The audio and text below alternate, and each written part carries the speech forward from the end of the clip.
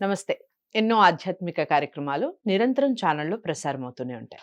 మీకందరికీ సుపరిచితులు, నాకు తండ్రి సమానులు. ఎన్నో విషయాలు ధర్మ సందేహాల రూపంలో, మనకి రాశి ఫలితాలు, పండగలకి సంబంధించి ఇలా ఎన్నో విషయాలు మనకి వివరిస్తూనే ఉంటారు శివప్రసాద్ గురువుగారు.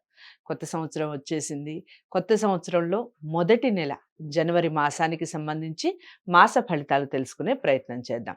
ఏ విధంగా ఉంది వివిధ రాశుల వారికి, ద్వాదశ రాశుల వారికి, మేషరాశి మొదలు మీనరాశి వరకు అన్నిటిని నోట్ చేసుకోండి. ముఖ్యంగా జాతకాలకు సంబంధించి, వాస్తుకు సంబంధించి ఏదైనా మీరు చెక్ చేసుకోవాలి అనుకున్నా ఒకసారి చూపించుకుంటే బెటర్ అన్న ఫీలింగ్ మీకు కలిగిన తప్పకుండా స్క్రీన్ మీద కనపడే నెంబర్‌కి కాల్ చేయొచ్చు.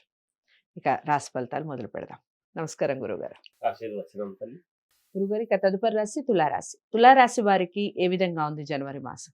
తులారాశి వారికి ఈ 2025 జనవరి మాసమంతా కూడా ఎలా ఉంది అంటే, మిశ్రమ ఫలితాలుగా గోచరిస్తున్నప్పటికీ మీకు ఖచ్చితంగా మేలు జరిగే అవకాశాలే ఎక్కువగా ఉన్నాయి అనేటువంటిది ఉన్నది. అలాగే కొన్ని కొన్ని పనులలో చిన్న చిన్న ఆటంకాలు కలుగుతాయి అన్నట్టుగా మీకు సూచనప్రాయంగా మీకు కలుగుతూ ఉంటుంది కానీ, తప్పకుండా వాటిని మీరే సమన్వయం చేసుకోగలుగుతారు గాక. స్త్రీ సంబంధిత విషయాలలో కొంచెం ఏదో చిక్కుల్లో పడ్డానేమో అని అనిపిస్తుంది, కానీ స్త్రీల వలన మీకు మేలే జరుగుతుంది గాక. దాన్నే నీచము భంగత్వమై నీచభంగ రాజయోగం అని చెప్తుంటాం. ఏదైతే నీచత్వము అనేటువంటిది ఉండి అది భంగమవుతుందో, భంగమైన తర్వాత వచ్చేటువంటిదే రాజయోగం అనేటువంటిది. సమస్యల్లో ఇరుక్కుంటామేమో అనేటువంటి ఆందోళన ఉంటుంది, కానీ ఎటువంటి సమస్యల్లో ఇరుక్కోరు, ముందుకు వెళతారుగాక. అన్ని వ్యవహారాల్లోనూ మీకు కలిసొచ్చేటువంటి విధంగానే ఉన్నది. అంతేకాకుండా వృత్తి వ్యాపారాలు కొంచెం తక్కువగా రెగ్యులర్గా వచ్చేటువంటివి కాకుండా కాస్త తగ్గవచ్చును. కొంచెం లాభాలు అనేటువంటివి అవసరానికి కష్టము మీద మామూలు కష్టం చేసుకోవటం అనేటువంటిది ఉంటుంది, కానీ మీకు ఆ అవసరానికి తగ్గట్టు ఒక వాగ్దాటి అనేటువంటిది చూసుకొని న్యాయము మీ వైపు ఉంటుంది కాబట్టి మేలు జరిగే అవకాశమే ఉంటుంది కష్టాల్లో కొంచెం. అలాగే ఉద్యోగాలలో ఊహించనటువంటి సమస్యలు ఎదురవుతాయి. అవి మంచికే ఉండవచ్చును, కొంతమందికి ఏదైనా కొంచెం అటు ఇటు ఉండవచ్చునేమో.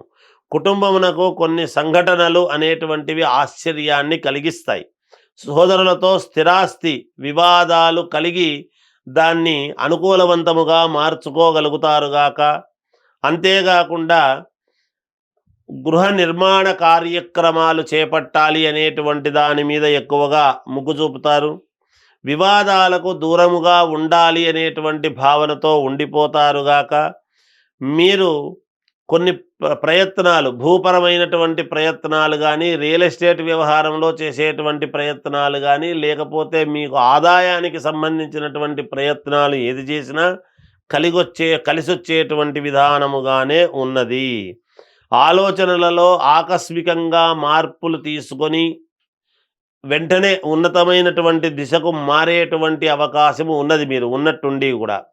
అలాగే కొంతమంది మీకు కావాల్సినటువంటి వ్యక్తుల యొక్క సలహాలు సూచనలు తీసుకొని వెంటనే మిమ్మల్ని మీరు మలచుకొని, నేను ఇలా వెళ్ళకూడదు, ఇలా వెళితే బాగుంటుంది అనేటువంటి విధముగా వెళతారు.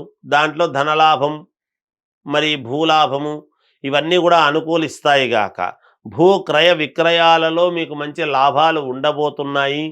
అన్ని రకాల యోగవంతముగానే ఉన్నది. విద్యార్థులకు చాలా యోగవంతముగా ఉన్నది. ఉద్యోగాలు చేసుకునేటువంటి వాళ్లకు అనుకూలవంతముగానే ఉన్నది గాక.